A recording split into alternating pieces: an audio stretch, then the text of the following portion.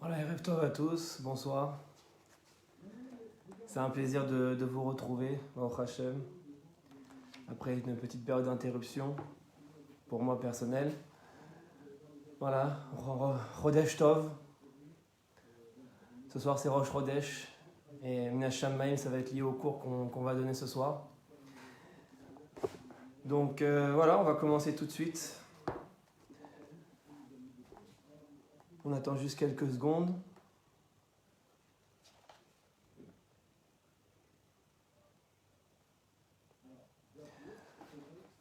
Donc ce soir, on va rappeler des notions fondamentales de ce qu'on appelle la Torah Tamalchut, la Torah de la royauté, la Torah messianique.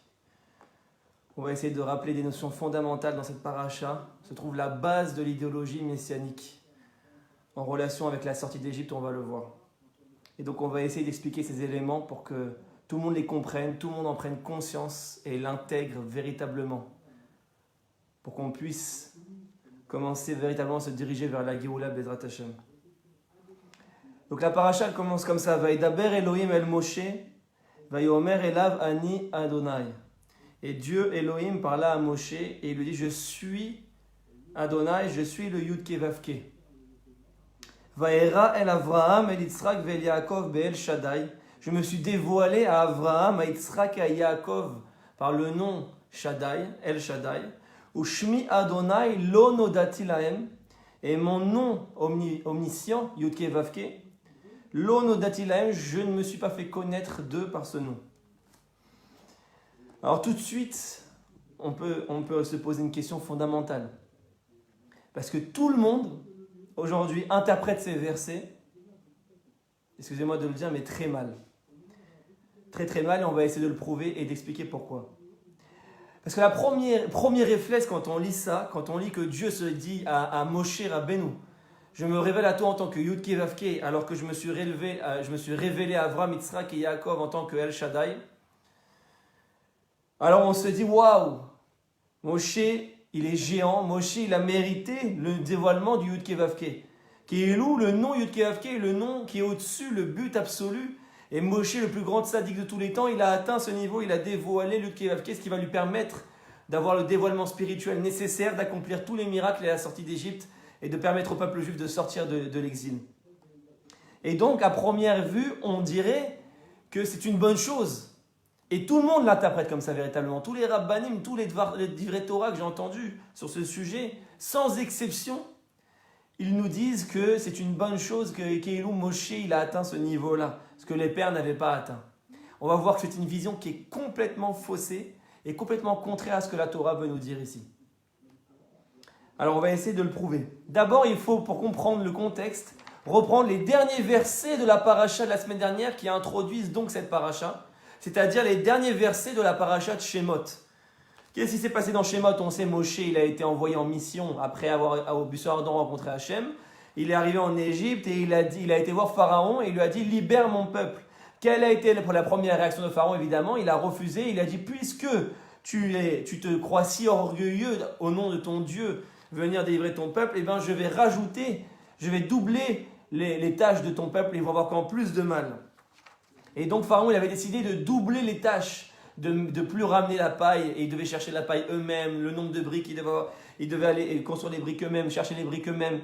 Il a rajouté des tâches, et alors le peuple juif, naturellement, il a écrit: Vayeru shotre ben Israël otam be'era, les morts lo tigreu milivnechem devar yom be'omo, vaevgeu et Moshe ve'et Aaron. Ils s'en sont pris à Moshe et Aaron, évidemment. Ils sont venus pour soi-disant nous libérer et maintenant c'est pire qu'avant. Ils ont rajouté au mal, ils ont rajouté à l'esclavage. Qu'est-ce qu'il nous fait là, Moshe? Il se prend pour un libérateur, il empire la situation. Et Moshe lui-même, il en vient à douter. Il lui dit, je ne comprends pas. Il va voir Hachem, comme ça c'est écrit. Vayashov Moshe el Adonai, c'est l'avant-dernier verset de Parashat Shemot. Moshe retourne voir Hachem. Vayomar, il lui dit, Adonai, mon maître, lama ari'ota la hamazé. Pourquoi fais-tu du mal à ce peuple? L'amazé chez l'Artani, pourquoi tu m'as envoyé pour faire du mal à ce peuple? Déjà, moi, je voulais pas y aller, tu m'as convaincu d'y aller. Et en plus, maintenant que j'y vais, au lieu de libérer mon peuple, tu rajoutes du mal. Et ils veulent me lapider maintenant. Pourquoi tu rajoutes du mal à ce peuple? L'amazé chez l'Artani, pourquoi tu m'envoies moi? Si c'est pour faire du mal à ce peuple, moi je veux pas du mal à ce peuple. Alors, qu'est-ce qu'il nous dit? Dernier verset. Vayomer Hachem el Moshe, Dieu répond à Moshe, Ata tiré. Maintenant tu vas voir. Asher et Aessé les pharaons, ce que je vais faire à Pharaon, qui beyad hazaka yeshalechem, c'est par une main forte que je vais les renvoyer. Au beyad hazaka yegarshem me'arso, et c'est par une main forte que je vais les chasser de sa terre. Il parle du peuple juif évidemment. Alors l'expression chasser, elle est bizarre ici. Pourquoi il dit chasser? Pourquoi il ne dit pas libérer? Il dit yegarshem me'arso, je vais chasser les juifs de la terre d'Égypte. C'est bizarre comme expression. Il aurait dû utiliser Veitsalti, je vais les sauver, je vais les libérer de la terre d'Égypte, pas les chasser. Alors Rashi souligne tout de suite cette anomalie. Pourquoi la Torah utilise le verbe chasser? Et il dit comme ça, Obeyat Razaka et Garshem, mais Arthur dit quelque chose d'énorme.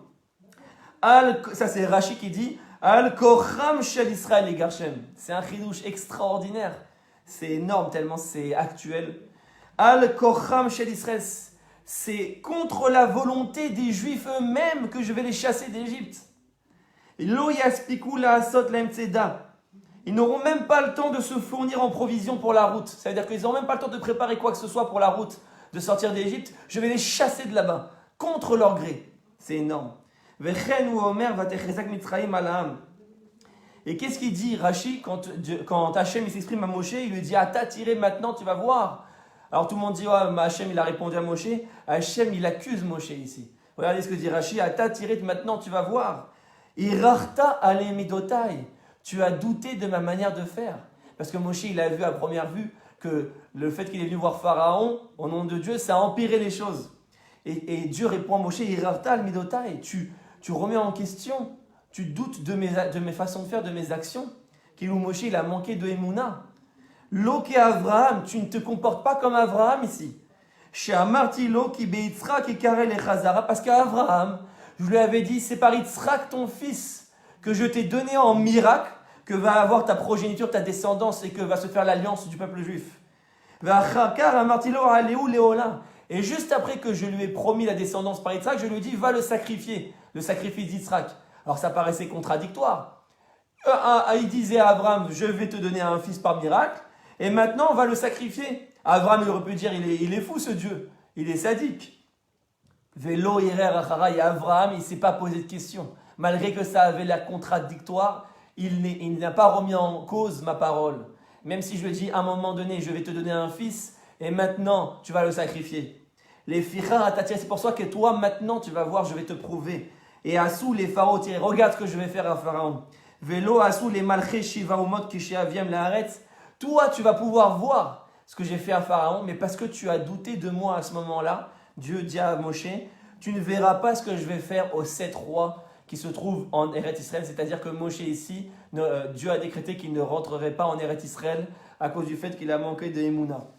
Un épisode incroyable qui remet en cause beaucoup de choses. Comment Moshe, le plus grand sadique de tous les temps, l'homme de Dieu par excellence, il a douté ici des actions de Dieu. Alors que même Avraham n'avait pas douté. Il lui a dit, Lama Reota la Hamazé. Et tout de suite, Dieu lui dit, je me dévoile à toi. Juste après, c'est le début de la paracha de Vaïra. Je me dévoile à toi en tant que Yudke Vavke. Et maintenant qu'on a établi, qu'on a remis le contexte, maintenant on comprend beaucoup mieux pourquoi en réalité, ce n'est pas du tout une bonne chose que Dieu est en train de faire à Moshe. Quand il lui dit, je me dévoile à toi en tant que Yudke Vavke, c'est en conséquence du lama reotamalazé. Regardez ce qu'il dit Rashi. Premier Rashi de la paracha. Vaïdaber Elohim el Moshe. C'est Elohim qui parle à Moshe. Alors on le sait, Elohim c'est Midat Adin, c'est la rigueur. Rashi nous dit, Diber ito mishpat. Dieu a mis en jugement Moshe à cause de son manque de Emouna. Al sheikshal edaber, parce qu'il avait eu une difficulté, il avait dit à Dieu, Velomar lama reota lamazé, il avait dit à Dieu, pourquoi tu fais du mal à ce peuple? Que Moshe, il a manqué de confiance et donc Dieu tout de suite s'est exprimé en tant que Elohim envers lui. Et c'est là qu'il dit, je me dévoile à toi en tant que Yud-Kei-Vav-Kei.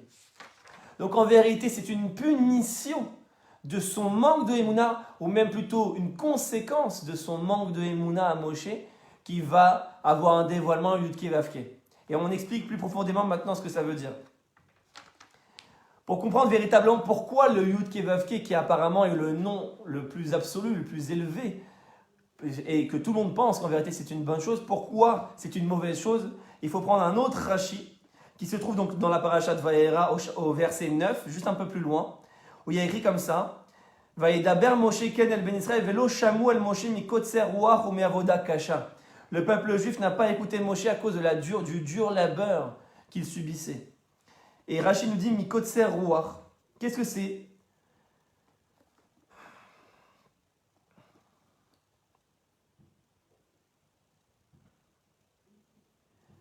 Verabotenu darshu le'inyan shel mala. Nos maîtres, ils l'ont expliqué comme ça. She'amar Moshe lama re'ota. Que Moshe, il a dit, pourquoi tu as fait du mal à ce peuple? Amar lo akadosh baruch hu, quand Dieu, il a entendu que Moshe, il a douté, que apparemment, à première vue, il y avait du mal. Chaval al deavdin vela mishtakrin. Dieu, il a pleuré, il s'est endeuillé de la mort des pères. Avraham, Yitzhak et Yaakov. Comme ça, il dit Rashi. Yeshli leitonen al mitat avot. J'ai de quoi pleurer, de quoi m'endeuiller de la mort des pères. Avraham, Yitzhak et Yaakov. Arbe pe'amim nigleti lehem bel Shaddai. Eux, je ne me suis dévoilé que avec le nom El Shaddai, entre guillemets. Velo amrouli mashemecha. Et ils n'ont jamais dit, mais quel est ton nom? Veata amarta, et toi, tu m'as dit plus haut, Mashemo maomar alem, quel est ton nom? Qu'est-ce que je vais leur dire? Ils ne vont pas m'écouter. Ici se cache le secret, mes amis, de la Géoula finale, de Mashiach, de ce qui va nous arriver, Bezrat Hashem, très bientôt, et de comprendre véritablement quel est le sens de la Géoula. Si on savait ce qui se cachait derrière ces mots. Qu'est-ce qu'il veut dire ici, Rashi? En vérité, ce qu'il veut nous dire ici, c'est que il a dit, les pères n'ont pas eu besoin de la révélation du Yud-Kei-Vav-Kei. Contrairement à toi maintenant qui a manqué de Emouna, tu as besoin de ce Yud-Kei-Vav-Kei pour pouvoir aller voir le peuple juif et le libérer. C'est-à-dire que sans le Yud-Kei-Vav-Kei, tu ne vas pas y arriver. Et Keilou, c'est une mauvaise chose parce que de base, Hachem, il ne voulait pas que ça passe par le Yud-Kei-Vav-Kei. Maintenant, on va expliquer un peu plus profondément ce que ça veut dire. Comme on le sait, la Kabbalah nous explique que dans la Torah, quand on étudie la Torah, en hébreu, bien évidemment, pas en français, parce qu'en français, quand on dit Dieu, c'est Dieu. Alors qu'en hébreu, il y a plein de ce qu'on appelle des shemot, des noms divins. Une fois, c'est Yud-Kei-Vav-Kei, une fois, c'est Elohim, une fois, c'est El Shaddai, une fois, c'est Adonai, une fois, c'est Eye. Il y a des dizaines de noms divins. Et chaque nom divin, il a une réelle metsiout, une réalité, une caractéristique particulière. C'est pas au hasard si une fois on dit Elohim et si une fois on dit Havaye. La Torah, elle est ultra précise. La Torah, chaque mot, chaque lettre, chaque virgule, elle compte.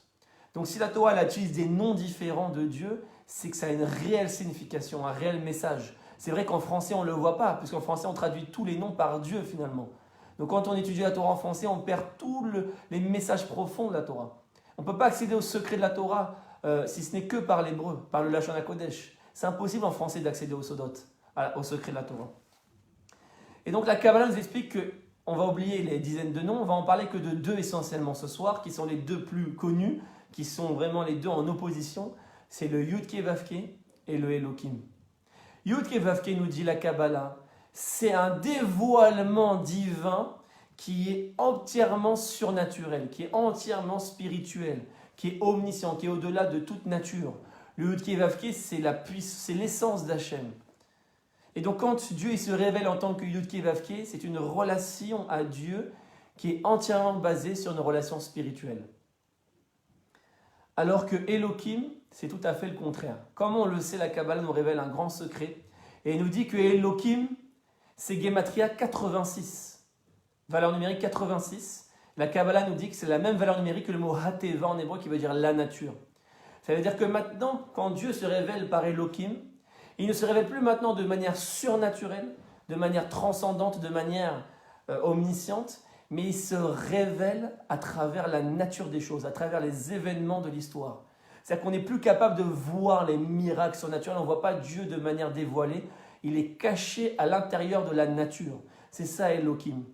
Alors vous allez me dire, oui, mais le Yud-Keh-Vav-Keh, c'est extraordinaire, c'est tout ce qu'on cherche, justement, le surnaturel, les miracles. Toute la religion, elle est basée sur les miracles. Quand on va voir un tzaddik, on lui demande des miracles, qu'on ait une parnassa facile, que si on est malade, qu'on ait une guérison. Donc on prie pour avoir des miracles, on prie pour... C'est ça la religion, finalement, juive, basée sur le Yud-Keh-Vav-Keh.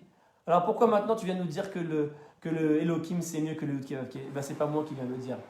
Regardez, au tout début de la création, je reprends le premier verset. Qu'est-ce qu'il y a écrit? Dieu créa le ciel et la terre. Qu'est-ce qu'il est écrit? Comment on dit Dieu là-bas? Bereshit bara Elohim. C'est pas n'importe quel nom divin qui est utilisé pour créer le monde. Il y a écrit Bereshit bara Elohim. Et tout de suite, Rashi, l'un des plus grands commentateurs de la Torah, qui révèle tous les secrets, et il nous dit Velo amar bara Hashem. Et pourquoi il n'y a pas écrit bara Hashem? Yud-Keh-Vav-Keh. Moi, je me serais attendu que ce soit le nom Yud-Keh-Vav-Keh qui crée le monde, le nom le plus essentiel de Dieu. Elohim, c'est un nom banal. Elohim, c'est la nature. Elohim, c'est la pluie qui tombe. Elohim, c'est je me réveille le matin. Il n'y a rien de transcendant. Elohim, c'est que je suis en bonne santé tous les jours. C'est la nature, c'est Dieu au quotidien, à tel point qu'on ne le voit même plus. On ne s'en rend même plus compte que c'est des miracles complètement cachés. Donc ça n'a rien d'extraordinaire. On l'a complètement banalisé. Donc Rachid dit tout de suite, nous on aurait voulu Hachem, on aurait voulu que ce soit Yud-Keh-Vav-Keh qui crée le monde. Velo Amar Bara Hachem. Et il n'y a pas écrit Bara Hachem. Pourquoi? Pourquoi c'est Elohim qui a créé le monde et pas Yud-Keh-Vav-Keh? Nous dit Rachid, Chez Batrila Allah Bemarshava Livroto Bemidat Adin. Parce que la première pensée de Dieu, la kavana de Dieu quand il a créé le monde, c'était de créer par la Midat Adin, par Elohim. On va bien sûr expliquer tout ça, ce que ça veut dire, plus en détail. Vera'a she'ena olam mitkayem. Mais il a vu que le monde ne pouvait pas tenir seulement sur la Midat Adin. Ve'ildim Midat Rachamim. Alors il a rajouté la Midat Rachamim, la miséricorde. Ve'shitfa le Midat Adin. Et il a associé à la Midat de rigueur. Vainu dirti beyom asot Hashem Elohim erev shamayim. C'est pour ça que dans les versets plus tard, on a rajouté le Yud-Keh-Vav-Keh. Mais au tout départ, Allah bemarcha, la première pensée, la marshava de Dieu, quand il a créé le monde, quand il a eu le ratson, la volonté, c'était de se dévoiler uniquement par Elohim. Il ne devait pas y avoir de dévoilement de Yud-Keh-Vav-Keh. Il voulait que ça se passe que sur Elohim. Et on va expliquer bien évidemment pourquoi Hachem il veut que ça se passe comme ça. Mais maintenant, on comprend une chose, on voit qu'au tout départ de la création, on a amené les preuves comme quoi, véritablement, Hachem, il ne veut pas se dévoiler en tant que Yud-Keh-Vav-Keh. Il le fait quelque part, même à contre-cœur. Il dit à Moshe, parce que tu as dit Lama Areota La Amazé, parce que tu as dit, pourquoi tu as fait de mal à ce peuple, tu as douté de mes chemins, tu as douté de ma manière de faire, alors je vais devoir me dévoiler en tant que Yud-Keh-Vav-Keh. C'est quelque part un échec. Parce qu'il a dit, Avram et les pères, je n'ai pas eu besoin. Eux ne m'ont pas demandé c'est quoi ton nom. Eux n'ont pas eu besoin du Yud-Keh-Vav-Keh pour avancer, pour se construire, pour construire le projet. Eux, ils ont avancé que par Elohim. Et El Shaddai, El Shaddai et Elohim, c'est très relié. Donc en vérité, le dévoilement du Yud-Keh-Vav-Keh, c'est quelque part un échec pour Dieu. Il ne veut pas Dieu. Et on va voir pourquoi. Et on va le voir très rapidement. Parce qu'Hachem, il sait ce qui va se passer derrière. Il sait qu'une Géoula, une sortie d'Égypte, une libération qui va se passer sur le modèle du Yud-Keh-Vav-Keh, ça va donner l'échec. Ça ne va pas marcher. Et Dieu, bien sûr, il sait tout. Il sait à l'avance que ça ne va pas marcher, mais il est obligé à ce moment-là de dévoiler le Yud-Keh-Vav-Keh à cause de Moshe qu'il a douté. Que Moshe n'a pas eu le niveau d'Abraham, et donc il a dû dévoiler ça, mais il sait que ça ne va pas marcher, il sait que ça va mener à quoi?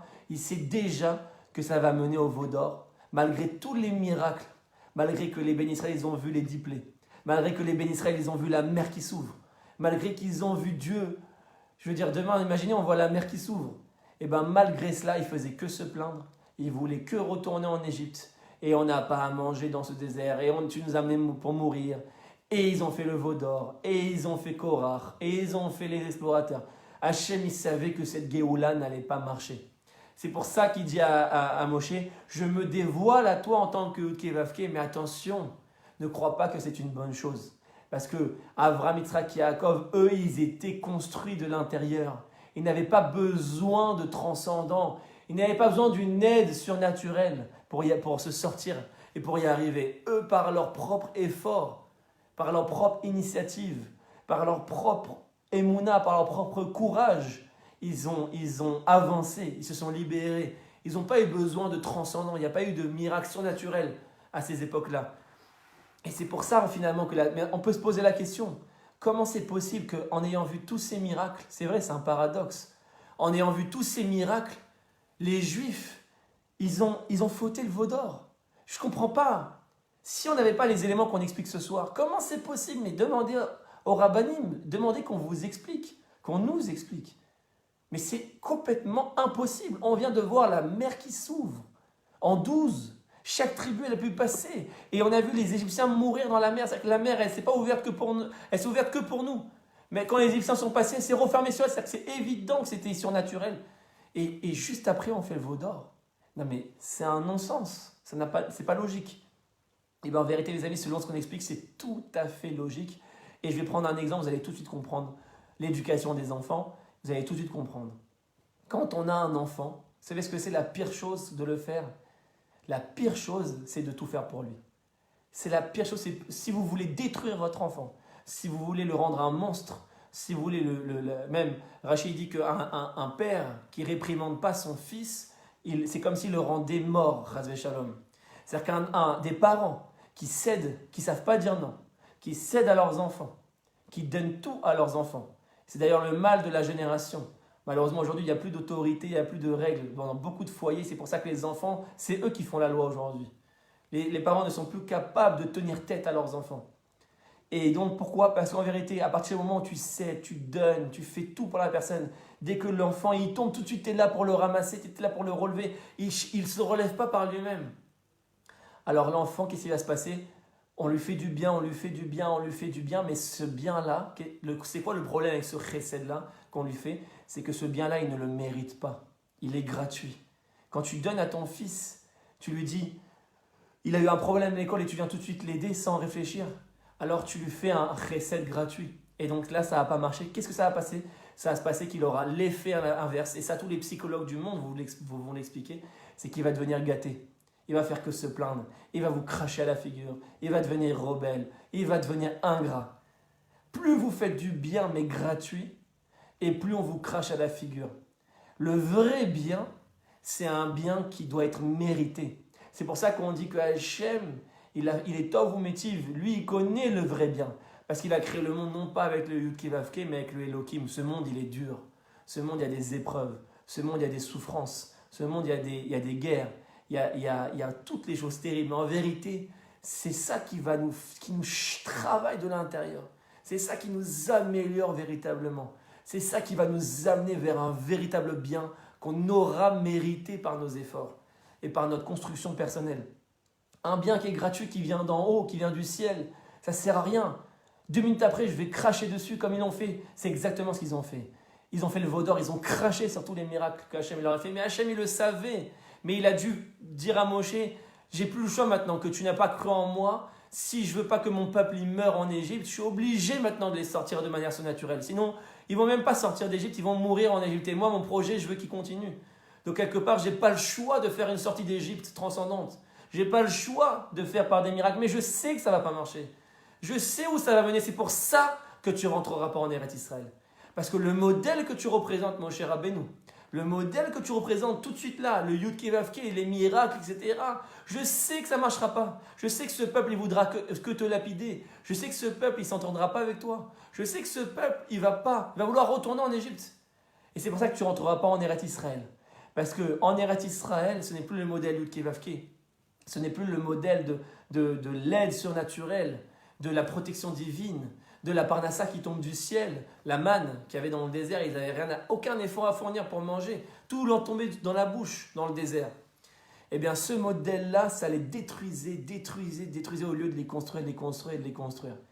Et c'est pour ça que le Yud que Hachem il dit à Moshe, je pleure la mort des pères. Je pleure parce que les pères, ils n'avaient pas besoin de ça. Les pères, ils étaient liés à Elohim. Quand Dieu il a fait la brite à Abraham, il a dit veillez lecha les Elohim. Je serai pour toi Elohim. C'est d'ailleurs ce qu'il dit juste après. Il dit, regardez dans le verset Zayin 7, Vela quartier etrem liléa, moi je vais vous prendre pour peuple. Ve'aiti lachem les Elohim. Et je serai pour vous Elohim. Pas Yud Kevavke. Elohim. Quand on dit dans le schéma, dans Ani Adonai Elohechem asher hotzeti etrem me'eret Mitzrayim, liot lachem les Elohim. Je suis l'Éternel, votre Dieu, qui vous a fait sortir d'Égypte dans le but de devenir votre Elohim. Dans le but que notre relation maintenant, entre le peuple juif et moi, c'est par un dévoilement de Elohim, et plus par un dévoilement de Yud-Kei Vav-Kei. Ça, c'est le fondement de ce qu'on appelle la Torah Amalchut, le fondement de la Torah du Mashiach, le fondement de la Torah d'Eretz Israël, c'est de comprendre qu'une bonne fois pour toutes est d'intégrer, de diffuser au maximum, de diffuser ce message au maximum, de faire comprendre qu'aujourd'hui, le modèle de la religion classique, le modèle de la spiritualité, où je demande à papa, oh papa aide-moi, oh papa fais ci, oh papa fais ça, oh Hachem, aide-nous, oh Hachem, fais-nous descendre le Beth Amikdash du ciel, oh Hachem, chasse nos ennemis de notre terre, oh Hachem, enlève la maladie du monde, oh Hachem, enlève le corona, oh Hachem fait ci, oh Hachem fait ça, tout Hachem, et l'homme dans tout ça. En fait, on a annihilé, quand on a pris le Yud-Kei Vav-Kei en modèle, quand on a pris le Yud-Kei Vav-Kei en but, on a annihilé complètement la responsabilité de l'homme et l'action de l'homme. C'est ça le plus grand défaut du Yud-Kei Vav-Kei. Et c'est ça qui a causé notre perte en galoute, en exil. C'est ça qui a causé toutes les catastrophes. C'est qu'on est resté dans le modèle de la spiritualité et on ne s'est pas pris en main. On ne s'est pas pris en main. Dans les années 30, quand les Juifs ont commencé à reconstruire Eretz Israël de leurs mains, ils ont dit ça y est, maintenant on va construire la terre. Ils sont venus voir les Juifs d'Europe, ils leur ont dit venez, sortez mes amis de cet exil, libérez-vous de la galoute. Comme il avait dit Jabotinsky, il a été voir tous les Juifs d'Europe, il leur a dit libérez-vous de la galoute, ça y est, rentrez chez vous en Eretz Israël. Qu'est-ce qu'on leur a répondu? Et les plus grands rabbanim parmi eux, ah mais tout va aller, ne vous inquiétez pas, c'est Hachem qui doit nous sortir. Eux, ils sont restés comme sur la sortie d'Égypte, des enfants avec papa. C'est papa qui va nous faire sortir. C'est papa qui va faire pour nous. Hachem va nous protéger. Hachem va nous faire ci. Hachem va nous sortir. Et ils ont décidé de rester en Pologne. De rester, alors qu'il y avait Hitler qui marchait, qui montait au pouvoir, qui était menaçant, qui disait qu'il voulait exterminer tous les Juifs. Et ils sont restés. Ça, c'était la pire des erreurs. Dans la Gemara, c'est écrit, c'est interdit de rester dans un makom sakana. C'est interdit de rester dans un lieu dangereux. Si par exemple tu passes devant un mur qui tremble et tu dis non mais ça va, Hachem il me protège. Eh bien là-haut se lève, le Harizal dit là-haut se lève un Mekatreg, un accusateur. Et il dit c'est qui cet homme-là qui dit que Hachem il va le protéger devant un mur qui tremble? Mais il se prend pour qui celui-là? Il se prend pour un ange qui n'a aucune faute. Parce que comme on le sait, c'est la faute qui tue. Si quelqu'un n'avait pas de faute, il ne pourrait pas mourir, comme nous dit la Gemara Shabbat. Donc, le Mekatreg, l'accusateur dans le ciel, comme ça dit le Hari Akadosh, le maître de la Kabbalah, cet homme-là qui prétend que Hachem va le protéger en passant devant un mur tremblant, eh bien, c'est quoi? Et lui, il se prend pour quelqu'un qui est dénué de faute. Eh bien, on va lui trouver des fautes, parce que c'est de la gave. Et le Hari Kadosh nous dit que c'est la même chose pour les Juifs qui restent en exil. Rester en exil, et c'est pareil aujourd'hui, encore plus aujourd'hui. Rester en France, rester aux États-Unis, c'est comme rester en Pologne dans les années 30, c'est rester face à un danger imminent. Et de dire Hachem va nous protéger, ne vous inquiétez pas, tout va bien se passer, c'est de la pure folie. La Torah, elle dénonce cette manière de penser. Hachem, il n'a jamais dit que ça se passerait comme ça. Hachem, il n'a jamais dit qu'il ferait tout pour nous. Hachem nous a dit, venez en Israël. C'est ici la terre où vous serez protégés. Venez en Israël, c'est ici la terre des Juifs. C'est ici que vous êtes en sécurité. Et si vous restez en France et que vous dites Hachem va me protéger, eh bien il y aura des mécatrégines qui vont se lever et qui vont dire c'est qui ces juifs qui osent rester en galoute dans des pays où du jour au lendemain il peut y avoir des nouveaux Hitler qui se lèvent pour exterminer tous les juifs, du jour au lendemain, comme on l'a vu là dans la paracha précédente, où en Égypte ça allait très bien. Quand Yaakov il arrivait en Égypte avec Yosef, les juifs ils vivaient dans l'abondance, dans la richesse. Ils vivaient de manière magnifique, c'était le paradis sur terre, à tel point qu'il a appelé Gan Havaye, Gan Hashem, le paradis sur terre. La Torah dit que l'Égypte c'était le paradis sur terre pour les juifs. Et juste après, Vayakom Melech Hadash, un nouveau roi s'est levé. Velo Yada et Yosef qui ne connaissaient pas Yosef. Et boum, l'esclavage d'Égypte. Les choses elles changent, les choses elles tournent. Vayakom Melech Hadash. Et la Kabbalah nous dit que c'était pas vraiment un nouveau roi. En fait, c'était le même roi qui a changé ses décrets. Et pourquoi il a changé ses décrets? La Kabbalah nous dit qu'en vérité, et c'est la Gemara qui le dit aussi, que chaque nation, elle a un sar spirituel, ce qu'on appelle un ange spirituel. Chaque nation, elle a un ange qui la dirige. Et cet ange-là, il agit en fonction de l'attitude du peuple juif. Si le peuple juif, il arrive en Égypte et qu'il a toujours la tête en Israël, c'est-à-dire qu'il vient en exil, mais il sait que c'est passager, et il a sa tête pour revenir en Israël, et sa tête dirigée à Jérusalem, et dès qu'il a l'occasion, il retourne en Israël, et que la diaspora, c'était juste transitoire, alors tout va bien, et le sar, il va être favorable, et donc il y aura des présidents et des rois qui vont être favorables au peuple juif. C'est pour ça que quand Yaakov et Yosef, ils étaient vivants, il y avait un roi favorable. Pourquoi? Parce que Yaakov, quand il est venu en Égypte, il n'a pas dit « je vais m'installer en Égypte, chas v'shalom ». Yaakov, il a demandé à Hachem, il a dit « t'es sûr que je dois aller en Égypte, de quitter la terre sainte ?» Et dès qu'il est allé en Égypte, il a dit « je reviendrai, je veux être enterré à Hebron, surtout qu'on ne m'enterre pas en Égypte, qu'on m'enterre à Hebron auprès de mes pères, auprès d'Abraham et d'Israël. » Et Yosef, pareil, il a dit « mes ossements, vous allez les prendre et vous allez les ramener en Israël. » Donc Yosef et Yaakov, ils avaient toujours leur esprit en Israël, malgré qu'ils étaient en Égypte. Malgré que Yosef, il était vice-roi d'Égypte, c'est-à-dire qu'il était l'homme le plus abouti qu'on puisse être en exil, vice-roi d'Égypte. C'est comme être vice-président des États-Unis. Il avait toujours imaginé la tête en Israël. Il a dit « je veux que mes ossements soient ramenés en Israël ». À partir du moment où le juif il se trouve en exil, mais qu'il a sa tête en Israël, alors le pharaon il est favorable. Le président il est favorable. Mais si les juifs, malheureusement, et c'est ce qui s'est passé en Égypte, ils commencent à s'installer, ils commencent à trouver l'exil bon, ils commencent à retrouver l'exil plaisant, à tel point qu'ils sont prêts à remplacer la terre sainte, Ras Shalom, à oublier Eretz Israël, et de dire que Vilna, c'était la petite Jérusalem, comme ils l'ont dit en Pologne dans les années 30, que Vilna, c'était devenu la petite Jérusalem et qu'il n'y avait plus de raison de revenir en Eretz Israël. À ce moment-là, Vayakom Melech Hadash se lève un nouveau roi tyrannique qui va venir attaquer les Juifs et leur rappeler où est leur place. Malheureusement, c'est dur à entendre, mais c'est le secret que le Harizal nous révèle. C'est ça, Vayakom Melech Hadash.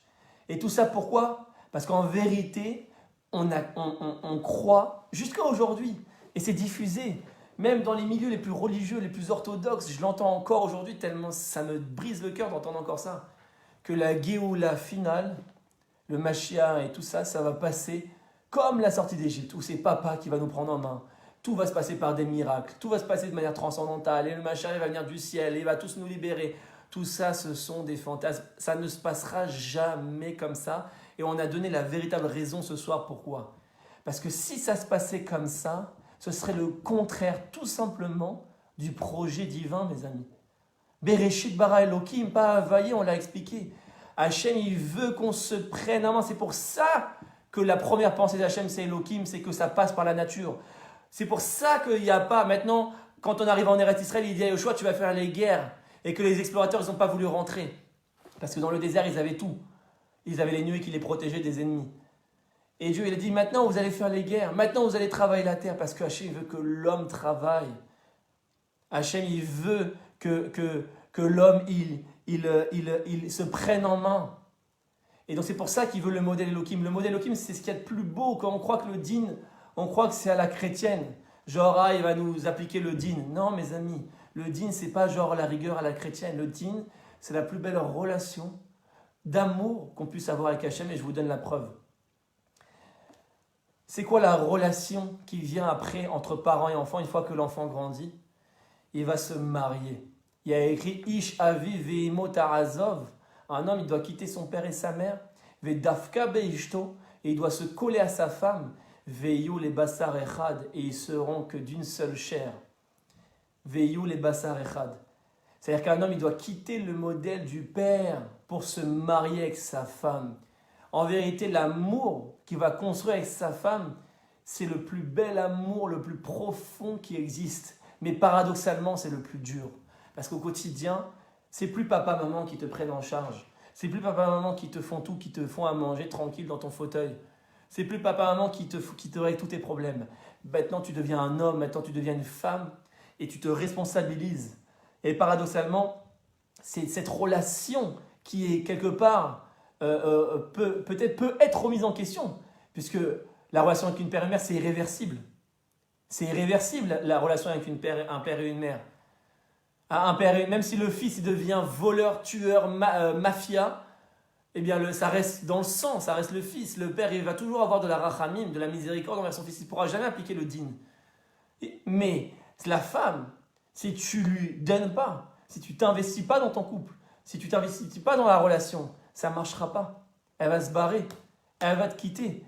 Alors tu dis oui mais c'est assez digne, c'est très dur, la femme elle est dure. La femme, elle me casse la tête toute la journée. La femme, elle me laisse pas tranquille. Tout le temps à être derrière moi, tout le temps à me dire fais ci, fais ça. Tout le temps à me remettre en question, tout le temps à être sérieuse.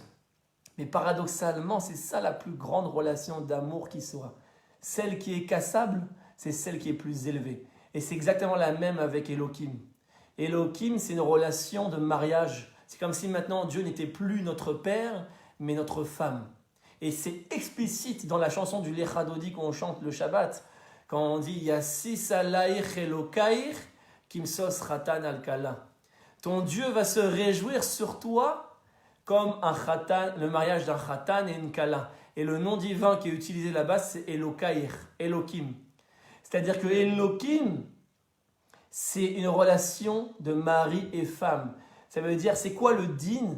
C'est que Hachem, c'est pas qu'il devient méchant, ah là là, il va nous punir. C'est pas comme ça qu'il faut le voir. Hachem, il nous aime tellement comme une femme, mais il nous booste, il nous pousse. Il veut plus faire les choses. Une femme, elle dit pas à son mari, ah, je vais tout faire comme une maman, justement. Elle veut pas faire comme la maman. La maman, elle fait tout pour son fils. Mais la femme, elle dit, je ne veux plus. Arrête ta relation avec ta mère, tout le temps ta maman, elle est derrière toi, elle fait tout pour toi. C'est vrai qu'elle t'aime à la folie, mais il y en a marre, la femme, elle veut plus de ça. La femme, elle aime le mari, mais d'une autre manière. La femme, elle veut changer le mari. La femme, elle veut améliorer le mari. Elle veut l'améliorer de l'intérieur. C'est pour ça que Elohim, c'est pas le din à la chrétienne méchant, ah Hachem il est méchant, non. C'est l'amour le plus profond d'Hachem, c'est que maintenant, il nous pousse. Hachem, il nous met des épreuves. Hachem, il nous met des bâtons dans les roues. Hachem, il nous met, comme ça on dit, Shloshat Dvarim Niknet Alidei Sourin, de la Gemara Brachot. 3 choses s'acquièrent par les souffrances. Eretz Israël, Torah, Ve'olam Haba. La terre d'Israël, la Torah et le monde futur. Tout celui qui croit qu'en venant en Israël, ça va bien se passer parce qu'on l'aura bien préparé. Pendant des années, on se sera préparé à l'Alia et on aura tout calculé, la parnassa que j'aurai, dans quelle école vont aller mes enfants et à quel moment pile poil les circonstances vont faire que... Eh bien tout ça, vous allez le rendre compte mes amis, vous ne pouvez pas éviter le programme divin. Shloshat Varim Niknet Alede Isurin. Tu ne peux pas acquérir la terre d'Israël si ce n'est par les épreuves, c'est le programme. Parce que maintenant tu sors de ton confort Yudke Vavke. Maintenant tu rentres dans une nouvelle relation avec Hachem. Donc tu peux te préparer des millénaires. Tu peux chercher toutes les conjonctures positives possibles. Ta alia, ça va être boum, boum, boum. On va tout déconstruire. Mais il ne faut pas avoir peur de ça. Parce qu'en vérité, c'est ça qui nous rend meilleurs, mes amis. C'est ça qui nous fait apprécier véritablement chaque chose de la vie. Ici en Eretz Israël, chaque chose a une nouvelle dimension. Même quand on est en France, on ne peut même pas comprendre tant qu'on n'est pas là. Tellement la vie, la relation à la vie, la perception des choses est complètement différente ici. De la chose la plus banale. Les tzadikim ont dit qu'ils se roulaient dans la poussière d'Eretz Israël. Même la poussière de la terre d'Israël, elle est différente. Même la poussière, même la terre, même les arbres, tout. La pluie qui tombe, tout est différent ici. Et on ne peut pas le comprendre tant qu'on n'est pas là. C'est impossible. Et si tu crois que tu peux éviter, si tu crois que tu peux éviter que l'alia soit dure, mais c'est impossible. Tout le monde passe par là. Essayez de me trouver un témoignage d'une alia facile. Ça n'existe pas. Même celui qui s'est préparé des dizaines d'années pour ça et qui a des millions dans son compte en banque. Même celui qui a des... On connaît la blague. Comment venir millionnaire en Israël en venant milliardaire. Ça veut dire que même le milliardaire, eh bien, il a ses épreuves. On lui liquide son compte en banque. Voilà, tout le monde perd sa parnassa ici. Tout le monde perd. Alors bien sûr, ce n'est pas une fatalité. Mais Ezrat Hashem, par notre action justement, par notre engagement, par notre volonté d'agir, on peut améliorer les choses chaque jour. Et il faut améliorer les choses chaque jour pour que l'ALIA se facilite, pour encourager un maximum de monde à venir, pour améliorer les conditions sociales du pays, améliorer les conditions économiques, surtout maintenant en période de Corona. Mais en vérité, tout ça, à la base, c'est voulu par Hachem. Vous croyez qu'il envoie le Corona, il faut essayer de l'analyser d'une manière un peu plus élevée que juste le premier niveau. Tout est volonté d'Hachem. Donc s'il envoie le Corona, c'est qu'il y a des raisons, c'est qu'il y a des choses qui sont remises, que Hachem veut qu'on remette en question. Des acquis qu'on a eus dans notre société occidentale de consommation, notre façon de penser, notre façon de voir les choses, tout ça, ça doit être remis en question. Il y a beaucoup de choses aujourd'hui, ce sera un cours en soi, de pas qu'est-ce que le Corona est venu remettre en question aujourd'hui dans nos vies et dans notre perception des choses et de la Géoula. Mais ce qu'il faut comprendre aujourd'hui, c'est que la Géoula finale ne sera pas sur le modèle de la sortie d'Égypte. Une bonne fois pour toutes, mettons-le nous dans notre tête, diffusons ça parce que 95% des Juifs encore pensent que la Géoula va être miraculeuse et qu'ils n'ont rien à faire, etc. Et c'est pour ça que Mashiach ne vient pas, c'est pour ça que la Géoula ne vient pas, c'est pour ça que ça traîne. Parce qu'on est encore endormi dans cette zone de confort. Et je parle même des Juifs qui sont en Eretz Israël. Parce que malheureusement, la galoute, elle peut être aussi dans l'esprit. C'est pas que géographique. Je peux habiter Eretz Israël, mais être en mode Yudke Vavke encore dans ma tête. Et de ne pas encore transiter vers Elohim. Et donc en vérité, c'est ça l'erreur fondamentale. C'est pour ça que les religieux n'ont jamais participé à la Géoula. Pourquoi vous croyez qu'ils ont rejeté le sionisme? Et puis tout simplement parce qu'ils attendaient une Géoula qui correspondait à leur fantasme. Mais oui, à partir du moment où tu veux une Géoula Yudke Vavke, tu veux une Géoula qui se base sur la sortie d'Égypte, alors quel rapport maintenant qu'il y a Herzl qui vient, un laïc, même pas religieux, qui te dit vas-y on va faire un foyer national juif et après il y a des congrès et la déclaration de Balfour, les Anglais qui viennent se mêler et d'un seul coup et les guerres, les attentats avec les Arabes, etc. Et un tralouette pas possible. C'était dans les années 20, franchement le sionisme, il fallait y croire quoi. C'était un tralouette pas possible. C'était pas du tout la Géoula qu'on s'était construit depuis 2000 ans au Maroc, en Espagne, en Pologne. On était dans une galoute complètement fermée, ghettoisée, et on disait Hachem, sauve-nous de là. Et donc, nous, depuis 2000 ans, on s'était construit une manière de voir les choses, et d'un seul coup, on voit que la réalité est autre. C'est comme quand on veut se marier, on a toujours conçu le prince charmant, oh là là, je veux me marier avec l'homme le plus riche, le plus beau, le plus intelligent, le plus gentil, le plus chessé, le plus truc. Les femmes, souvent, elles ont cette chose-là, bon, les hommes aussi, hein, aujourd'hui. Et d'un seul coup, Hachem, il t'envoie ton zivoug, il est petit, il est pauvre, il est flemmard, il a plein de défauts, il est coléreux, etc. Et d'un seul coup, je descends de mon fantasme. Et aujourd'hui, on est tellement dans le fantasme qu'il y a des divorces de tous les côtés. Mais forcément, si tu as fantasmé toute ta vie sur l'homme le plus riche, le plus célèbre dans sa Lamborghini qui va t'emmener la princesse charmante avec tes milliards de bijoux et tes milliards de trucs, l'homme parfait qui est là pour toi tous les jours, si tu crois que c'est ça ton zivoug tel que tu l'as conçu, forcément qu'au bout de 6 mois avec ton mari, quand tu vas voir qu'il laisse ses caleçons sales par terre et qu'il en a rien à faire de toi et que le soir il est toute la journée sur son téléphone, etc., et bien forcément, ça va avoir un décalage terrible avec ton fantasme que tu t'es créé. Et donc au bout de 6 mois, tu vas dire mais c'est pas mon zivoug, ça, c'est pas fait pour moi. C'est pas mon zivoug. Et donc forcément, ça crée tous les catastrophes parce que les gens aujourd'hui, on ne les prépare plus comme il faut au mariage. On leur vend du fantasme, on leur vend du Kevavke, tout ça c'est de la Torah commerciale. Ah là là, et les zivougs, et les mazal, et les ségoulottes, et les machins. Tout ça c'est du gris-gris, c'est pas de la Torah ça. La Torah c'est un modèle de construction. La Torah c'est un modèle, il n'y a pas d'Hollywood.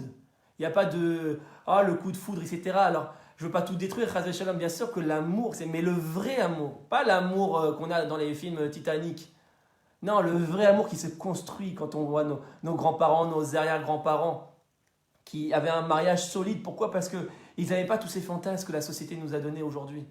Nos arrière-grands-parents, ils savaient que la réalité était dure, que le couple c'était un investissement, que le couple c'était des galères, que l'autre il avait plein de défauts et qu'il fallait faire des concessions, qu'il fallait petit à petit travailler chaque jour, comme donner un biberon à un enfant. Un enfant, il a besoin de boire son biberon tous les jours, alors ton mari, pareil, il a besoin que tu t'occupes de lui tous les jours, que tu le respectes tous les jours, que tu lui fasses des attentions tous les jours. Et pareil, ta femme, elle a besoin que tu la complimentes tous les jours, elle a besoin que tu la sers tous les jours, elle a besoin que tu lui donnes de l'argent tous les jours. C'est pas, j'ai fait, mais je comprends pas, je lui ai déjà dit hier qu'elle était belle. Pourquoi elle me redemande? C'est tous les jours un couple. C'est un travail de long terme et la vraie Torah, c'est ça. C'est comme ça un mariage réussi. Ben, c'est pareil au niveau de Dieu. Si on veut réussir une relation avec Dieu, ça ne peut plus, on ne peut plus juste dire Hachem fait ci, Hachem fait ça. Hachem ne veut pas de ça. Ça ne marchera pas. La vraie Géoula ne peut marcher que par un autre investissement chaque jour. Une goutte et une goutte et une goutte. Il faut arrêter de vendre des choses. Ah, ma chère, il va venir, à Pessah, Rosh Hashanah, là, là, et la guerre de Gog ou Magog, etc. Ça, c'est des fantasmes. Alors, bien sûr, ça casse le fantasme. Oh là là, mais on espérait que ma chère, il vienne demain. Mais non, mais ma chère, c'est une construction. Ça ne peut pas venir comme ça du jour au lendemain. C'est le contraire de la sortie d'Égypte. C'est le contraire de la sortie d'Égypte. Sinon, ça ne marchera pas. Sinon, on va encore faire un veau d'or. La seule manière d'éviter un veau d'or, c'est que c'est nous qui l'amenons cette Géoula, pas Hachem. Bien sûr que c'est Hachem qui donne sa bracha à travers notre action, mais caché, Elohim, c'est caché. Maintenant, c'est une relation où il ne fait plus tout pour nous. Maintenant, il nous pousse derrière nous. C'est ça la vraie Géoula. Et c'est exactement ce qui s'est passé. Et que malheureusement, tout le monde religieux s'est trompé sur le sionisme. Parce que aujourd'hui, on le voit que chaque jour, le sionisme, des gens qui sont sacrifiés, qui ont fait les guerres, qui ont labouré les champs d'Eretz Israël, des gens même pas religieux, c'est pas grave. Chaque jour, ils se sont investis pour cette terre, pour cet État, pour cette nation, pour que le peuple juif retrouve son indépendance, pour que le peuple juif retrouve sa dignité, sa liberté politique, économique, militaire. Alors bien sûr, on aimerait que ce soit plus. Bien sûr, on aimerait que demain, la nation d'Israël devienne aussi un phare moral, un phare spirituel, un phare de Torah. Et ce n'est pas encore le cas. Mais c'est une construction progressive.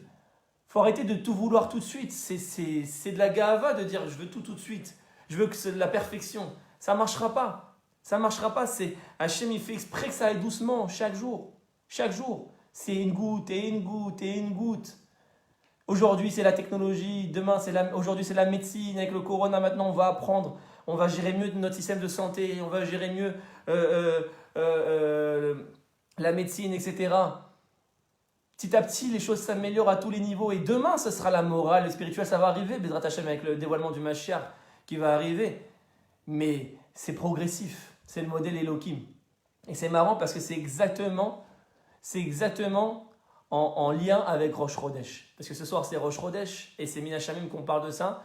Parce que Rosh Chodesh, qui est la première mitzvah qui a été donnée au peuple juif, comme on va le voir dans la paracha de la semaine prochaine, quand le peuple juif va sortir d'Égypte, et que Dieu va dire à Chodesh Hazel Lachem, vous allez sanctifier le mois. Rosh Chodesh, c'est la première mitzvah qui va être donnée, c'est-à-dire c'est le sens. Première mitzvah, c'est-à-dire le sens de toute la Torah.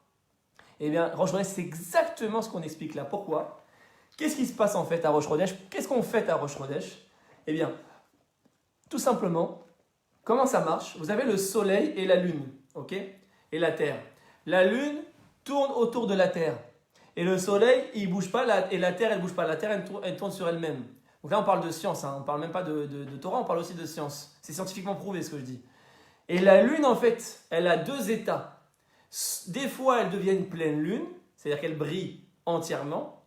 Et des fois, elle diminue, et on ne voit plus sa lumière. Contrairement au soleil qui brille de manière constante. Et donc, en fait, qu'est-ce qui se passe? Pourquoi, en fait, on voit la lune de manière soit pleine ou de manière réduite? Qu'est-ce qui se passe dans le ciel? En fait, tout simplement, quand la lune se rapproche du soleil, c'est-à-dire que l'angle entre la terre, la lune et le soleil se réduit, alors la lumière de la lune diminue. C'est-à-dire que plus la lune se rapproche du soleil, plus sa lumière à elle diminue. Et plus la lune s'éloigne du soleil, plus l'angle de nouveau se réagrandit et donc sa lumière réaugmente. Et en fait, c'est quoi Rosh Chodesh, le début du mois? c'est exactement le moment pile poil où la lune commence son départ d'éloignement du soleil. C'est-à-dire que plus la lune se rapproche du soleil, c'est la période avant Rosh Chodesh où la lumière diminue. Et Rosh Chodesh, c'est le moment où la lune est au plus bas. Et à partir de ce moment-là, on sanctifie le moment, on fait Rosh Chodesh, on fait cette fête de Rosh Chodesh pour dire voilà maintenant, la lune va enfin commencer à se rééloigner du soleil et à commencer à briller de sa propre lumière. Eh bien mes amis, ce secret fondamental que cache Rosh Chodesh, c'est exactement, et c'est Mina Shamayim par rapport au cours de ce soir, ce qu'on explique. C'est-à-dire que la lune, comme le dit le Zohar Kadosh, c'est Knesset Israël, c'est l'assemblée d'Israël, c'est le peuple juif, qui a deux états, qui descend tout en bas, au plus profond de la galoute, on ne voit même plus sa lumière, et qui ressort et qui va être une pleine lune demain, Bezrat Hashem, au moment de la Géoula, comme il y a écrit dans Yeshayahu, Ve'aya or alevana, qui est or achama, que la lumière de la lune va rebriller comme la lumière du soleil, c'est-à-dire que le peuple juif va retrouver sa place dans le monde. Eh bien, plus la lune se rapproche du soleil, c'est-à-dire quoi? C'est qui le soleil? C'est Hachem, bien évidemment, qui est Shemesh Umagen Adonai Elohim, que le Yud Kei Vav Kei, justement Hachem, c'est le soleil. C'est-à-dire qu'en fait, plus on se rapproche d'Hachem, c'est-à-dire que plus on dépend de lui, plus on se rapproche de sa lumière, bien évidemment, il va y avoir des bénéfices. Parce que quand j'ai un papa qui me protège, ben finalement, bien sûr, j'ai des bénéfices, parce qu'on me fait du bien gratuit et j'ai tout gratuitement. Donc forcément, c'est plus kiffant, on va dire. Mais en vérité, je ne me rends pas compte, mais ma propre lumière à moi, c'est-à-dire la lumière de la lune, elle est en train de diminuer.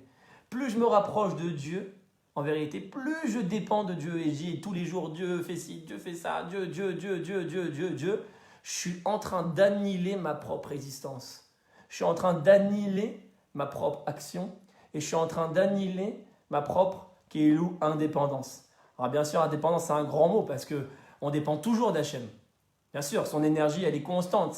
Comme il y a écrit que si l'énergie d'Hachem elle disparaît une seconde, l'être humain il disparaît. L'âme elle retourne à Tohu Vavohu. Donc bien évidemment que l'indépendance, c'est une manière de parler.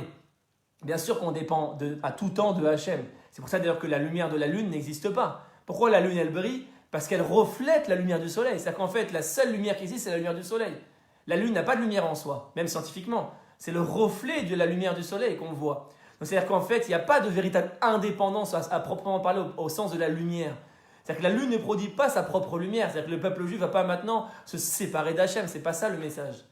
Quand on dit indépendance, ça veut dire que maintenant, on est capable de prendre cette lumière et de la diffuser par notre propre responsabilisation, de la diffuser dans le monde. C'est-à-dire que maintenant, je ne suis plus là à dire « Oh Hachem, Hachem, Hachem » toute la journée. Maintenant, je suis capable de prendre des initiatives, d'avancer avec Hachem derrière moi. Plus avec Hachem devant moi ou Hachem me guide. Toujours, on a besoin qu'Hachem nous guide. Hachem, toute la journée, quand je vais sur Facebook, toute la journée, c'est insupportable. Toute la journée, et Hachem, aide-nous, Hachem fait ci, Hachem fait ça. Hachem. Et nous, dans tout ça, c'est quand qu'on se réveille? C'est quand que nous, on fait les choses? C'est quand que nous, on s'investit? Si Hachem, il fait tout, ça ne marchera pas encore une fois. Et c'est ça le message essentiel de Rosh Chodesh, mes amis. C'est que Rosh Chodesh, la première mitzvah qui a été donnée au peuple juif, Dieu il a dit, attention, je vous ai sorti d'Égypte par le Yud Kei Vav Kei. Je vous ai fait tous les miracles, parce que sinon vous seriez morts en Égypte et moi j'aurais perdu aussi. Parce qu'Hachem, il ne peut pas se permettre de perdre son peuple. Parce que son peuple, c'est son représentant dans le monde pour amener au projet final. Donc il ne peut pas se permettre. Et vu que nous, on était enfoncés dans l'Égypte, il a dû amener le Yud Kei Vav Kei. Mais il leur a dit, attention, voici la première mitzvah que je vous donne, Rosh Chodesh. Le but, ce n'est pas le Yud Kei Vav Kei. Le but, c'est que maintenant, le mouvement de la lune recommence. Et c'est pour ça qu'à Birkat Alevana, on fait la Birkat Alevana. On fait la bénédiction sur la lune. Dans le judaïsme, on est lunaire, on n'est pas solaire. Notre calendrier, il est lunaire.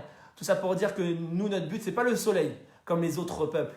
Et les autres peuples, ils ont fondé toute leur religion sur le soleil, justement. C'est-à-dire quoi? Toute leur religion sur la spiritualité. Toute leur religion sur les miracles. Et nous, on les a copiés, malheureusement, à cause de la galoute. Mais en vérité, nous, notre essence, il est lunaire. Il n'est pas solaire. Nous, notre calendrier, il est lunaire. Ça veut dire quoi? Ça veut dire que nous, maintenant, ce n'est pas la lumière du soleil qui nous intéresse. La lumière du soleil n'est qu'un moyen.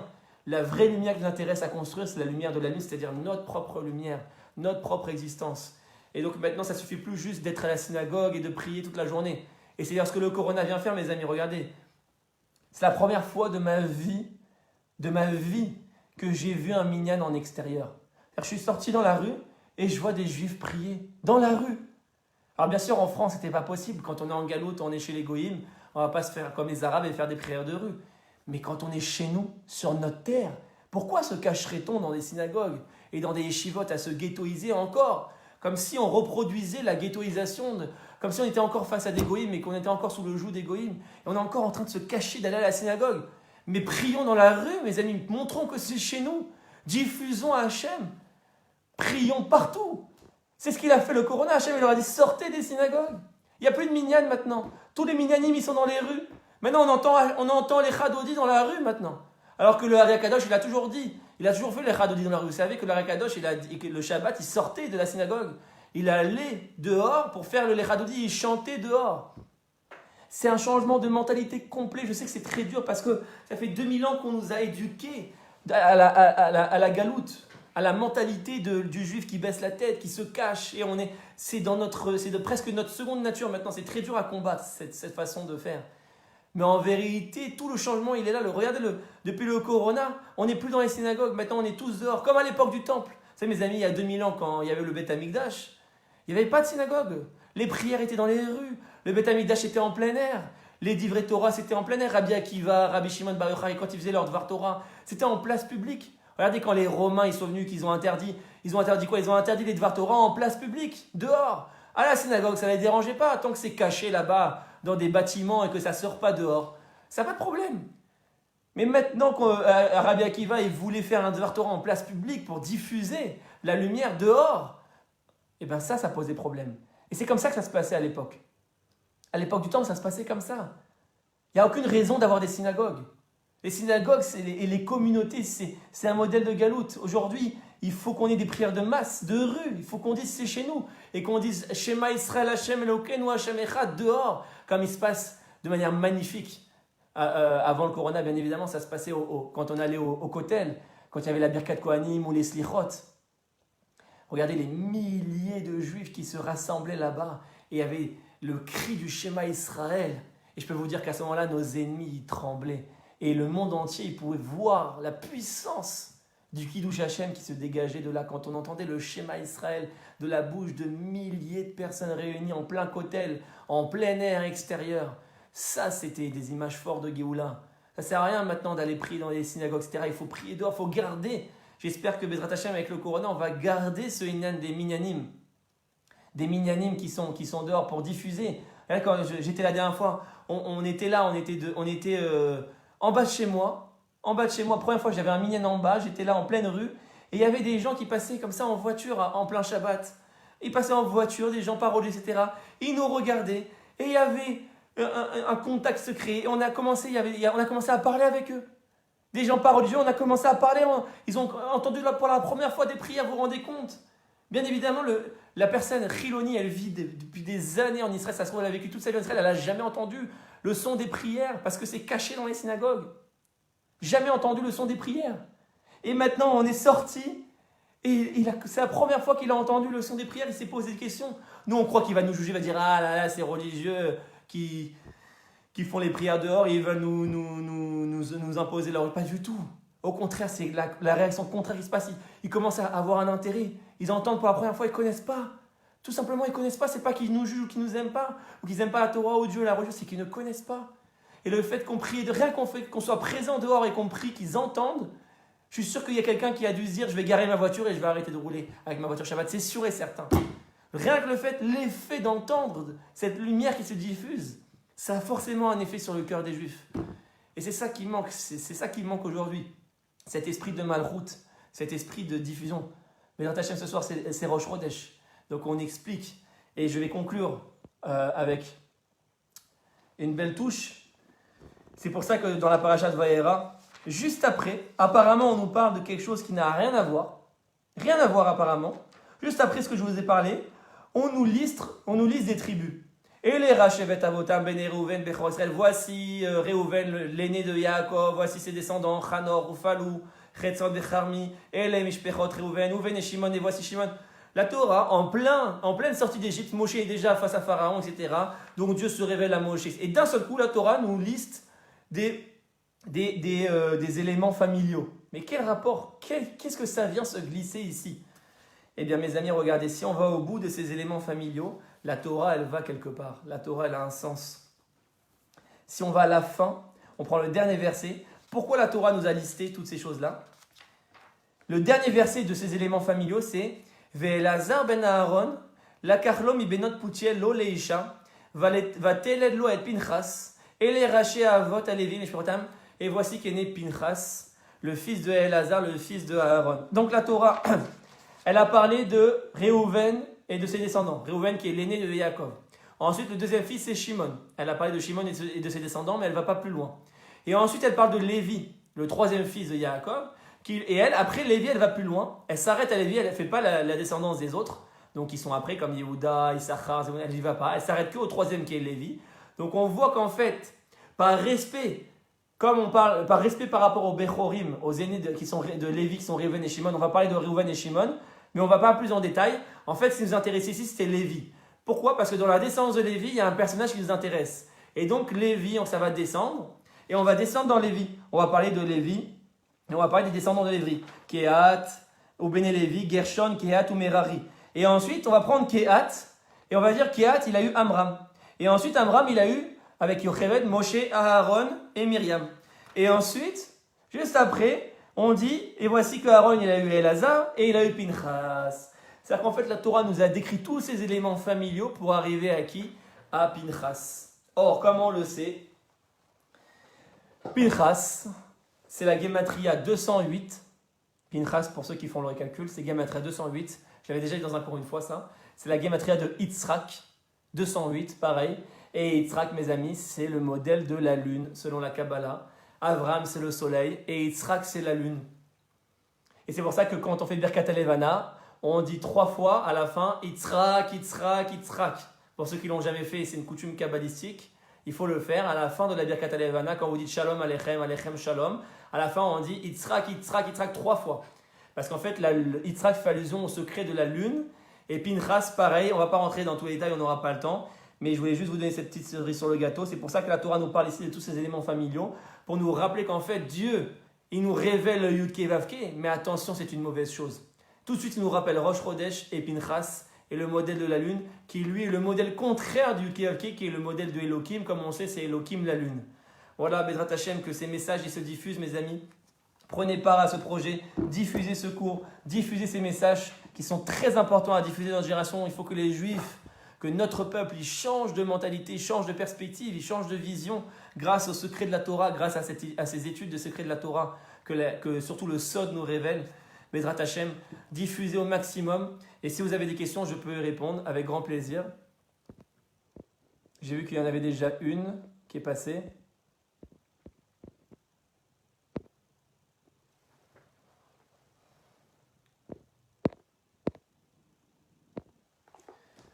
Voilà, merci à vous. Je suis désolé encore une fois pour la période d'interruption. Et Bezrat Hashem, on reprend dès dimanche soir le cycle d'études sur les Tehillim. Donc rendez-vous ce dimanche à 20h, Bezrat Hashem, pour l'étude du Tehillim numéro 5. On étudie la suite, on avait étudié les 4 premiers, donc on étudie le 5e. Et donc rendez-vous tous les mercredis, Blineder, Bezrat Hashem, à partir d'aujourd'hui, tous les mercredis soirs, sur la paracha, donc mercredi prochain sur la paracha de Bo, et tous les dimanches soirs à 20h sur les Tehillim, Bezrat Hashem, et on va essayer de tenir au maximum ces 2 cycles d'études, paracha et Tehillim. Et en attendant, je vous prépare aussi, Bezrat Hashem, je suis en train de confectionner le projet politique qu'on est en train de mettre en place, comme beaucoup le savent déjà. On a un projet politique, bien évidemment, comme c'est la suite logique de tous les cours qu'on donne sur ce compte, l'engagement pour changer les choses. Donc on a un projet. Bien évidemment, si vous voulez en savoir plus, cliquez sur le lien qui est en lien avec la vidéo. Remplissez le formulaire et je vous contacterai pour en parler. Et Bezrat Hashem, je suis en train d'élaborer le programme politique de manière très précise. On va commencer à diffuser nos idées politiques. On va faire des vidéos aussi, Bezrat Hashem, très prochainement sur la vision de la Torah au niveau politique. Comment, et sur tous les sujets. On va parler de tous les sujets. On va parler de comment gérer le militaire selon la Torah. Comment gérer le système politique, comment gérer l'économie, comment gérer le commerce, comment gérer la santé, comment gérer l'éducation. Quelle est la société messianique finalement? Dans quelle société vivra-t-on demain? Quel fonctionnement il y aura demain? Quand le Mashiach va venir, ça va fonctionner comme ça. C'est le modèle de la Torah qui va prendre le pouvoir. C'est les lois de la Torah qui vont façonner la société. Donc Bezrat Hashem, on va essayer d'avoir un programme le plus collé à cela. Et donc on va essayer de faire des vidéos courtes. Je ne prépare pas des vidéos. Là, je sais que les cours de Torah, c'est des vidéos qui ne sont pas accessibles à tout le monde. C'est 1 heure et quart, parfois 1 heure et demie. Pas tout le monde peut les suivre. Donc je prépare un nouveau format de vidéo de 5 à 10 minutes maximum sur des thématiques sociétales et des thématiques politiques à travers, bien évidemment, la vision de la Torah. Bezrat Hashem, ce sera en lien avec notre projet politique. Tous ceux qui veulent en savoir plus, comme encore une fois, cliquez sur le formulaire et remplissez-le qui est en lien avec la vidéo et je vous contacterai pour vous en parler. Bezrat Hashem, si vous avez des questions, n'hésitez pas à me les poser tout de suite.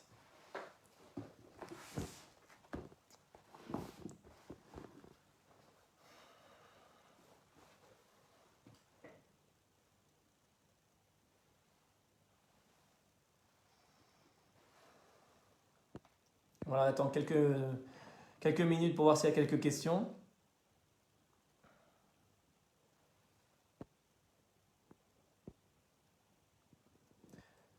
J'ai raté le début. Est-ce que je pourrais le revoir en replay? Bien évidemment, les cours, on peut les revoir en replay sur Facebook. Et aussi, je tiens à préciser que j'ai une chaîne YouTube et un groupe WhatsApp pour tous ceux qui veulent. Écrivez-moi par un message Facebook. Je peux vous faire entrer dans mon groupe WhatsApp. Et j'ai aussi une chaîne YouTube pour ceux qui n'ont pas Facebook. Je sais que maintenant, beaucoup n'ont pas Facebook, surtout avec les derniers événements où Trump a été banni par les réseaux sociaux. Il y a beaucoup qui ont quitté Facebook et Twitter, etc. Donc, tous ceux qui veulent garder un lien avec les cours, ils peuvent le faire à travers la chaîne YouTube. Je retransmets tous les cours sur ma chaîne YouTube Bezrat Hashem. C'est quand même incroyable que des sociétés privées se permettent d'interagir avec la politique. Je ne sais pas pour vous, mais moi je trouve ça vraiment, on va vers un monde qui fait très peur. Mais Baruch Hashem, on a Dieu derrière nous. Et avec la force qu'on va amener aujourd'hui, ils vont tomber comme des dominos. Mais c'est vrai, c'est incroyable que Facebook, Twitter se permettent de fermer le compte du président des États-Unis. Non mais on est devenu fou. Ce monde est devenu fou. Ils parlent de liberté d'expression, ils se permettent de bannir le président des États-Unis. Alors, avec tout ce qu'on peut être d'accord, pas d'accord, c'est pas une question. C'est de la liberté d'expression. Je veux dire, tout le monde a le droit de parler. Encore moins le président des États-Unis qui représente, qui a été élu par le peuple. Ils se permettent de le fermer son compte, de le bannir. C'est-à-dire, en gros, ils envoient une claque à toute la population, tout le peuple qui a voté pour cette personne. Pendant que l'autre Iranien, là, il fait le fou, lui, il n'a jamais été banni. Bref, je ne comprendrai pas ce monde de mécréants.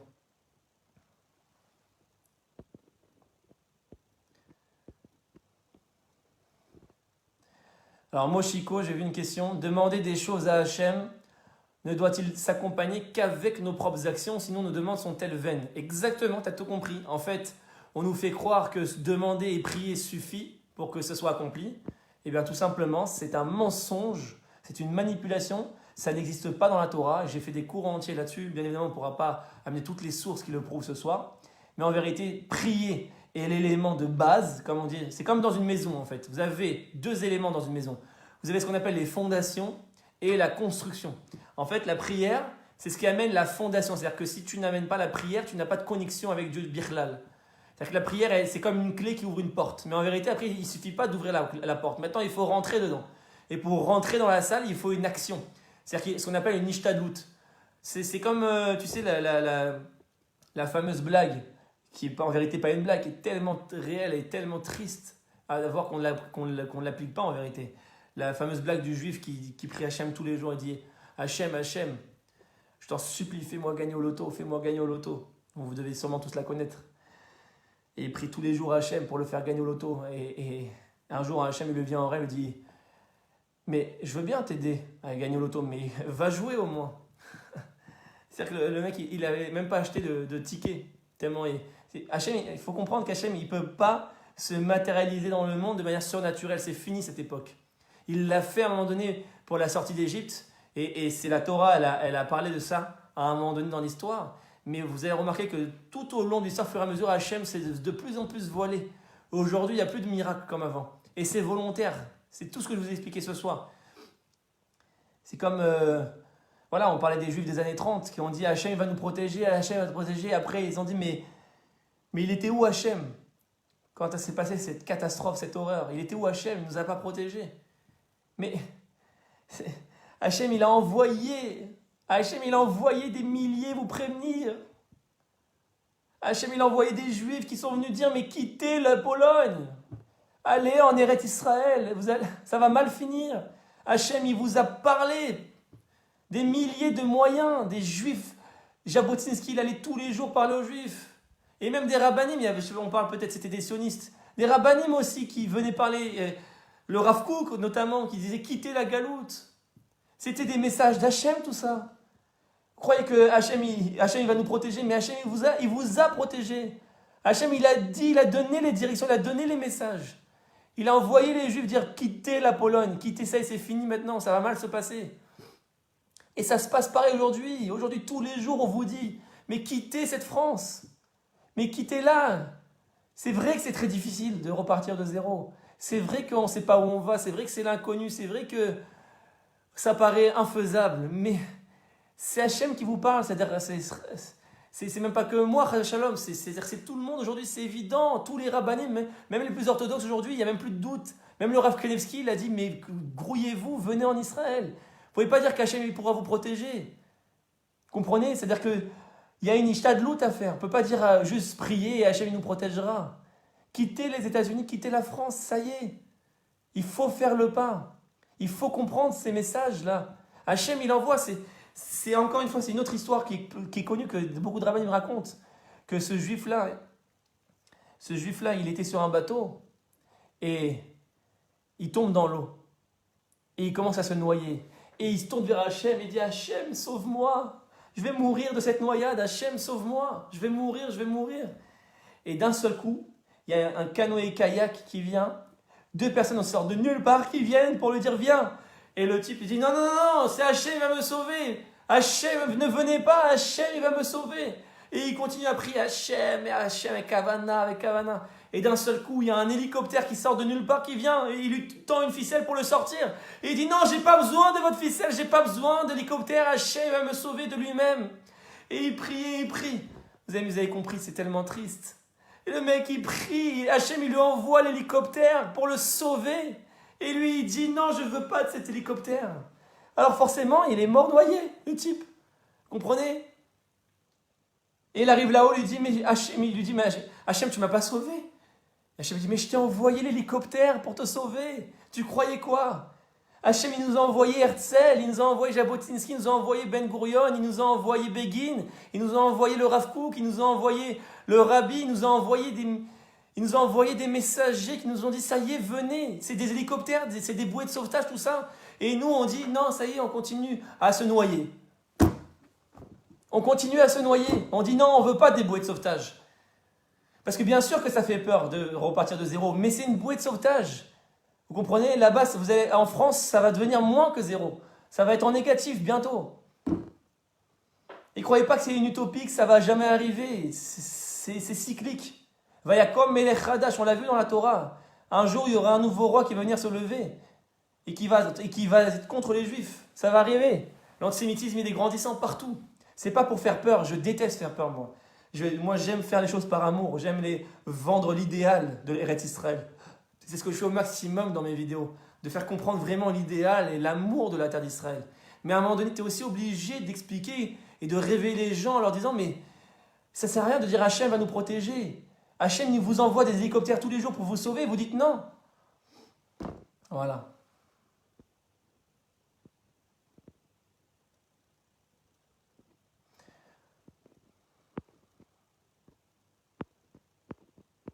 Exactement. Aide-toi et le ciel t'aidera. C'est une phrase qui résume tellement. Et si on l'appliquait vraiment, c'est-à-dire que le monde religieux aujourd'hui est complètement en dehors de cette phrase. Aujourd'hui, c'est le ciel m'aide. Voilà, le ciel m'aide. Non. La Torah a dit aide-toi et le ciel t'aidera. Voilà, Moshiko, tu as tout résumé. En une seule phrase. Voilà, tous les secrets de la Kabbalah en une phrase. Tous les secrets de la Kabbalah, s'ils peuvent se résumer en une phrase, c'est aide-toi et le ciel t'aidera. Voilà, c'est le secret de la Géoula finale. C'est le secret du Mashiach. C'est le secret d'Eretz Israël. C'est que maintenant, il y a une ishtadlout à faire, il faut qu'on s'aide nous-mêmes, et alors Dieu nous aidera. Voilà, on conclut sur cette phrase, Bezrat Hashem. C'était un plaisir de vous revoir et on se voit dimanche pour le cours sur le télé numéro 5. Et Erev Tov, à très bientôt. Kol Tov, mes amis, qu'on se renforce dans ces messages, qu'on les diffuse autour de nous et qu'on prenne enfin les bonnes décisions dans notre vie et qu'on n'ait pas peur de foncer et de se prendre en main et de faire confiance au projet d'Hachem. Parce qu'il y a un projet ici, on ne vient pas nulle part. On ne vient pas en Eretz Israël Stam pour aller à la plage ou au soleil. Ou pour gagner sa vie. Non, il y a un projet, il faut faire confiance, ça va bien se passer. Peut-être qu'à première vue, ça va être dur, comme il s'est passé avec Moshe. Quand Moshe il a amené la Géoula, il a dit à Pharaon, libère mon peuple, dans un premier temps, ça a été dur. À Pharaon, au contraire, il a doublé le travail. Et même Moshe, en vérité, c'est légitime que nous-mêmes, on a peur de ça. Parce que même Moshe, il a douté. Il a dit, Lama Areota, la Amazé, comme on a dit au début du cours. Quand Moshe, il a vu que le travail, le fait qu'il est venu voir Pharaon, ça a empiré les choses. À première vue, mais lui-même il a douté de Dieu. Et Dieu lui a répondu, mais comment tu peux douter de moi? Tu n'es pas comme Abraham. Pour arriver en Israël, il faut atteindre le niveau d'Abraham.